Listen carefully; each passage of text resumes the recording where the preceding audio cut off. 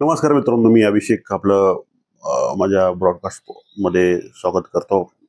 आपण आज मार्केटबद्दल बोलणार आहे. आजचं मार्केट आणि पुढच्या इन्व्हेस्टमेंट अपॉर्च्युनिटीज काय आहेत त्याच्याबद्दल आपण बोलणार आहे. तर हे जे काही मार्केट आहे आजचं खूप चांगलं आहे. युद्ध थांबलेलं आहे इराण आणि इस्रायलचं. त्याच्यामुळं जे आपल्याला मार्केटला जे अपेक्षित होतं तसंच झालेलं आलं आहे की जे मार्केटने कधी अपेक्षा नव्हती की असं काही होईल, अचानक युद्ध थांबेल. आणि त्याच्यामुळं मार्केटला जी काही चांगल्या गोष्टी लागतात त्या झालेल्या आहे. युद्ध थांबल्यामुळं मार्केटला खूप चांगलं बेनिफिट होतं सगळ्या गोष्टी थोडं शांततेमुळं. तर युद्ध थांबवलेलं आहे फायनली. त्याच्यामुळं मार्केटला खूप चांगला ट्रिगर मिळालेला आहे आणि मार्केट खूप वरती, म्हणजे आता गिफ्ट निफ्टी 350च्या जवळपास दाखवत आहे. तर सॉरी, 300च्या जवळपास दाखवत आहे. 350-300च्या दरम्यान आहे गिफ्ट निफ्टी. तर आणि जे मार्केटला बूस्ट मिळणार आहे ते ब्रेकआउट देण्यासारखं गोष्ट आहे. 25,200च्या जवळपास रेजिस्टन्स होता मार्केटला. 25,200 हा मेन जो टप्पा होता तो पार करणार आहे. खूप दिवस रेजिस्टन्स आहे. लॉंग रेजिस्टन्स नंतर जेव्हा ब्रेकआउट देतं किंवा जेव्हा त्याच्यानंतर क्रॉस करतं तेव्हा खूप चांगलं मार्केट येतं असं आहे. आणि स्टॉक्स पण तुम्ही बघितले, भरपूर स्टॉक्स तुमचे काही ब्रेकआउट देऊन परत खाली आले होते किंवा काही ब्रेकआउटच्या लेवलला आहेत. तर ते पण ब्रेकआउट देतील इथून पुढं. आज सगळंच एकदम चांगलं दिसत आहे मार्केटमध्ये. युद्धामुळे थोडंसं मार्केट व्होलॅटिलिटी वाढली होती आणि करेक्शन, आणि काल करेक्शन नव्हतं आलं जेवढं पाहिजे होतं तेवढं. त्यावरून समजलं होतं की मार्केटला की आज एवढं काही इफेक्ट नाही झाला मार्केटचा, युद्धाचा मार्केटवरती. तर असं काम आज मार्केटमध्ये केलं पाहिजे की इन्व्हेस्टमेंट, मी दरवेळेस सांगत असतो, इन्व्हेस्टमेंट करा, इन्व्हेस्टमेंट करा, ट्रेडिंग नका करू. जे काल ट्रेडर असेल त्यांनी ट्रॅप झाले असतील, त्यांना वाटलं असेल की इराक चांगलं युद्ध करेल, इराण चांगलं युद्ध करेल, इराण अजून त्याच्यामध्ये हे करेल, अमेरिका अजून काय ते अटॅक करतील, पण तसं झालं नाही. इराकनं काल अटॅक केला पण त्यानंतर युद्ध थांबल्याची घोषणा पण अमेरिकेकडून आली. काही सपोर्ट स्टेटमेंट आली त्याच्या बाबतीमध्ये. तर इराणनं पण थोडंसं दम देऊन थांबवलंय की जर तुम्ही अटॅक केला तर मी अटॅक करेन असं सांगून ते थांबवलेलं आहे. त्याच्यामुळे ते युद्ध संपल्याच जमा आहे. आता आपल्याला फक्त इन्व्हेस्टमेंटवरती फोकस करायचं आहे. आमच्या क्लायंट्सला आम्ही ऑलरेडी सांगितलं होतं काहीच विकू नका, आणि काही लोक काहीच विकलं नाहीये. त्याच्यामुळं आता जो काही 2-3-5% जे शेअर्स वाढणार आहेत एकदम, आज बघितलं तर मार्केटमध्ये सगळं हिरवं असणार आहे आणि खूप चांगलं अपसाईड असणार आहे मार्केटमध्ये. तर खूप चांगलं आहे. इन्व्हेस्टमेंट करा, ट्रेडिंगच्या नादी लागू नका. तुम्ही हा व्हिडिओ जास्तीत जास्त लोकांना शेअर करा, त्याच्यातून लोकांना इन्व्हेस्टमेंटची सवय लागली पाहिजे. हा व्हिडिओचा हेतू माझा हा आहे की इन्व्हेस्टमेंटची सवय लागली पाहिजे, ट्रेडिंग पासून लांब राहिलं पाहिजे. जे काही इन्व्हेस्टर मार्केटमध्ये काम करतात, इन्व्हेस्टर आहेत, त्यांची प्रगती किंवा त्यांना खूप चांगला प्रॉफिट होतो.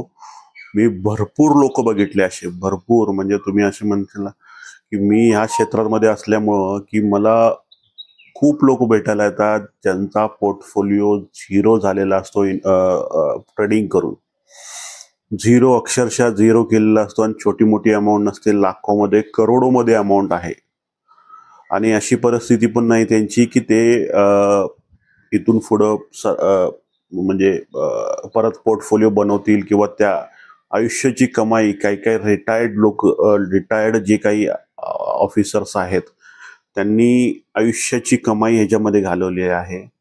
कुणाच्या तर सांगण्यावरून युट्यूबर्स वगैरे जे असतात ते तुम्हाला खरं दाखवत नाही, त्यांचा लॉस दाखवत नाही, फक्त प्रॉफिट दाखवून त्यांचं युट्यूब व्ह्यू साठी ते काम करत असतात.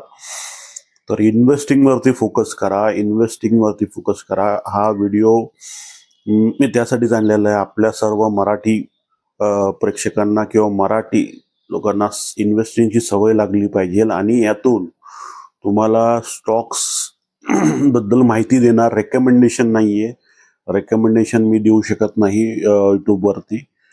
पर्सनली तुम्ही भेटायला येणार तेव्हा मी नक्कीच रेकमेंडेशन आणि आपलं पोर्टफोलिओ अनालिसिस करेन आम्ही पोर्टफोलिओ अनालिसिस करतो आमच्या क्लायंट्सचा आणि आम्ही रेकमेंडेशन पण देतो. पण त्यासाठी तुम्हाला पर्सनली भेटावं लागेल, इथं नाही. फक्त इथं मी स्टॉक्स बद्दल बोलणार आहे. जसं काही स्टॉक्स आहेत, जसं आम्ही डिफेन्सवरती बोलू शकतो. पाठीमागं डिफेन्स चांगलं चाललेलं आहे. बँकिंगवरती होतो, बँकिंग खूप चांगलं चाललेलं आहे. बँकिंग बघा तुम्ही, जे काही आता वित्तीय धोरण हे केलं, गव्हर्नरनी प्रेझेंटेशन केलं किंवा सांगितलं, त्याच्यामध्ये खूप चांगलं ते मॉनिटरिंग पॉलिसी होती. त्याच्यामध्ये ते ट्रिगर ह्या काही कारणामुळं, ग्लोबल अनसर्टनिटीमुळं तो मिळाला नाही. पण लॉंग टर्म त्याचा इंडियन इकॉनॉमीवरती इफेक्ट होणार आहे. Indian economy is the best for investment. FIIs म्हणजे फॉरेन इन्व्हेस्टर एवढे आता पॉझिटिव्ह आहेत की आपल्या इंडियामध्ये इन्व्हेस्ट करण्यासाठी. तुम्हाला ते पुढच्या काही दिवसामध्ये दिसेल. मार्केट करेक्शन झालेलं आहे, स्टॉक्स हे करेक्ट झालेले आहेत, पाठीमागचे जे रिझल्ट चांगले आलेले आहेत, त्याच्यामुळं मार्केटमध्ये तुम्हाला चांगलं हे मिळणार आहे की व्हॅल्यू फॉर मनी स्टॉक्स जे असतात, म्हणजे ज्याचं व्हॅल्युएशन चांगलं आहे, जे पुढं वाढणार आहेत कंपन्या. ग्रोथ खूप चांगली आलेली आहे काही कंपनीमध्ये. त्या कंपन्या तुम्ही आयडेंटिफाय करा. मी तुम्हाला टाइम टू सांगत आहे. रोजच्या रोज आमचं 2-3 स्टॉक्सवरती आपण डिस्कशन करूया.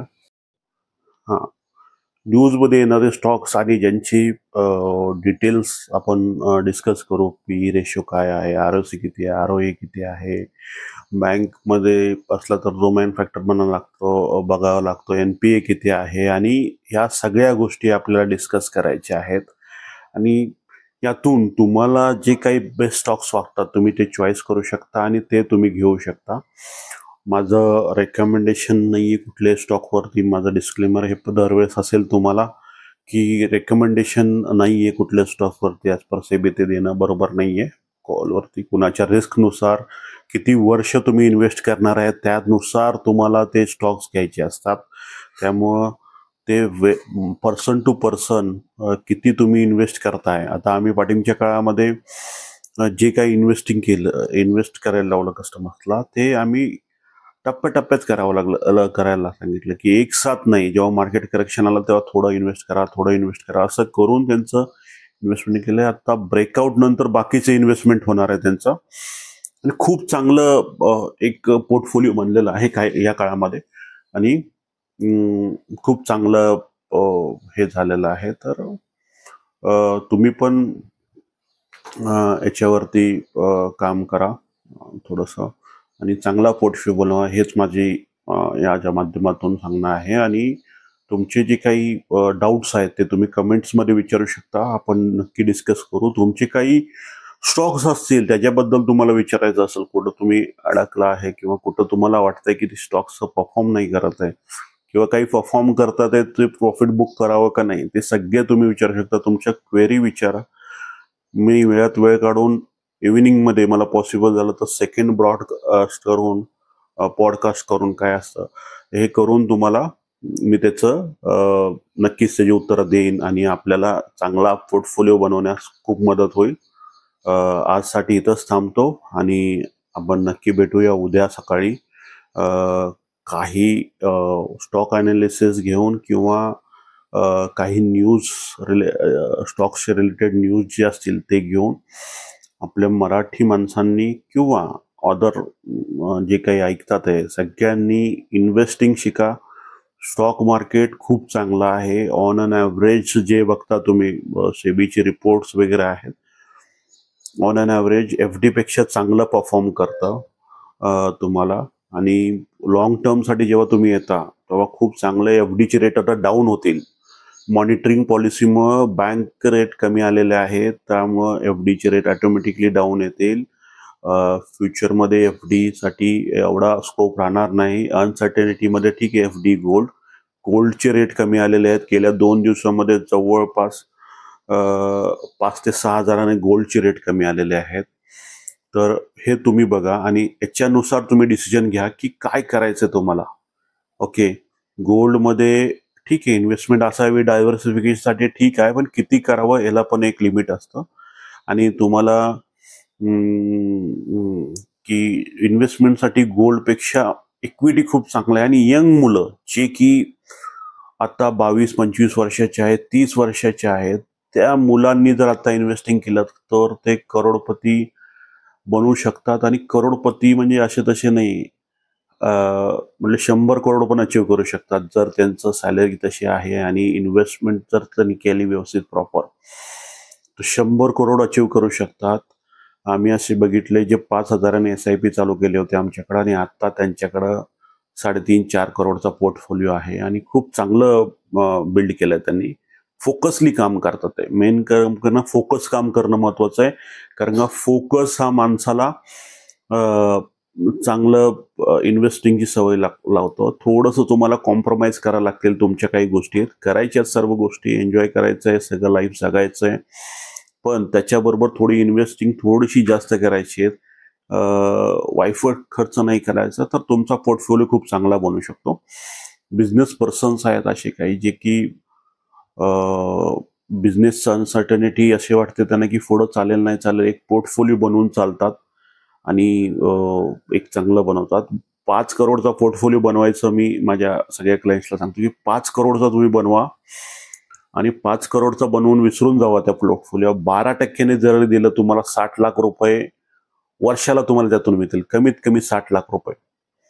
हा, ऑन अन ॲव्हरेज 60 लाख रुपये 12%ने मिळाले तरी तुमचा पोर्टफोलिओ, तुमचं काही खर्च वगैरे जाऊन परत वाढत राहील आणि चांगल्या काळामध्ये तो पोर्टफोलिओ अजून जास्त प्रमाणात वाढतो.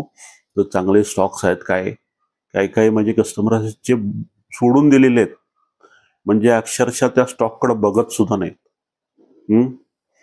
की घेतलाय त्यांनी, तो सोडून दिला, तिकडे बघत नाही स्टॉककडं. त्याच्यामुळं त्यांचं इन्व्हेस्ट खूप चांगलं होतंय आणि त्यातून त्यांना चांगलं प्रॉफिट होतंय. ओके, तुम्ही काही शेअर्सचं अनालिसिस केलं, तुम्हाला ते स्टॉक्स अनालिसिस मध्ये आपल्याला दिसेल, त्यावेळेस मी डिटेलमध्ये बोलेन. त्यावेळेस पूर्ण मी त्याची कुंडली घेऊन बसलेला असेल, त्याच्यामुळे त्याच्यामध्ये तुम्हाला डिटेलमध्ये बोलता येईल मला. ओके, आजपुरतं इथंच थांबूया. इन्व्हेस्टमेंट चालू करा आणि चॅनेलला सबस्क्राईब करा. जास्तीत जास्त लोकांपर्यंत शेअर करा. तुमचे जे मित्र जे ऑप्शन करतात आहेत त्यांना मेन शेअर करा. हां, तुमच्या छोट्या अमाऊंटच्या ऑप्शननी काही होत नाही, लॉस होतो त्याच्यामध्ये. आपली अमाऊंट जाते आणि एक एक रुपया इम्पॉर्टंट आहे. ओके, तर त्यासाठी तुम्ही हे करा आणि शेअर करा. थांबतो आजसाठी मी. धन्यवाद.